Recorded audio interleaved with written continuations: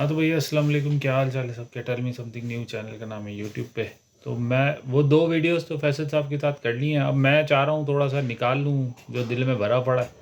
भरा क्या पड़ा है, बस हम अपने जो मसले मसाइल हैं पाकिस्तान सर्कस बोर्ड, फैसल साहब तो पाकिस्तान सर्कस बोर्ड ही कहते हैं, जो क्रिकेट बोर्ड के हालात हैं उनमें ये सुनने में आ रहा है जो 2 दिन से 3 दिन, अब 2 दिन हो गए हैं इस बात को, कि भाई पाकिस्तान में जो है वो अब जो है वो कप्तान चेंज करने की बात जो है वो शुरू हो गई है। वो शुरू किस तरह हुई है?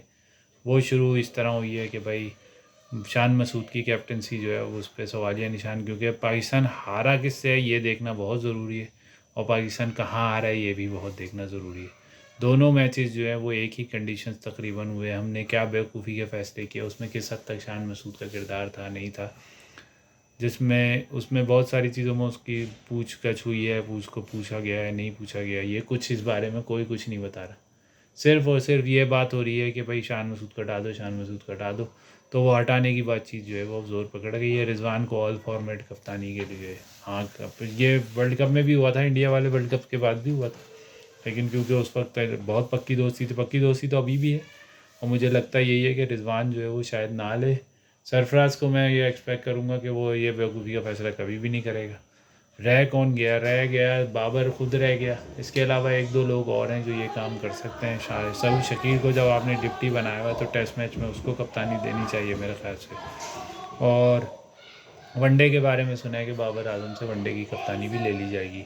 ये बहुत सारे सवालात, बहुत सारी चीज़ें जो हैं वो मिल मिला कर यहाँ तक पहुँच गई हैं। हम जो जिस चीज़ के बारे में सोचना भूल जाते हैं वो ये है कि भाई कौन सा कप्तान किस मौके पर आपको सपोर्ट कर सकता है, कौन सा कप्तान किस तरह से क्रिकेट को लेके चल सकता है, आगे किस तरह लेके जाता है। एक 25, 26, 27 साल का कप्तान 7-8 साल कप्तानी कर सकता है, और 7-8 साल एक अच्छा पीरियड होता है। 4 साल 5 साल एक अच्छा पीरियड होता है वैसे तो, लेकिन 8-9 साल अगर कप्तानी करनी है तो उसमें बहुत सारी चीज़ें आपके फेवर में जानी चाहिए। सीरीज़ विन हो, प्लेयर्स की परफॉर्मेंसेज हों, अच्छे प्लेयर की डेवलपमेंट हो, जो जो खेल रहे हैं वो कंसिस्टेंटली परफॉर्म करें, उसमें बहुत सारी चीज़ें इन्वॉल्व होती हैं।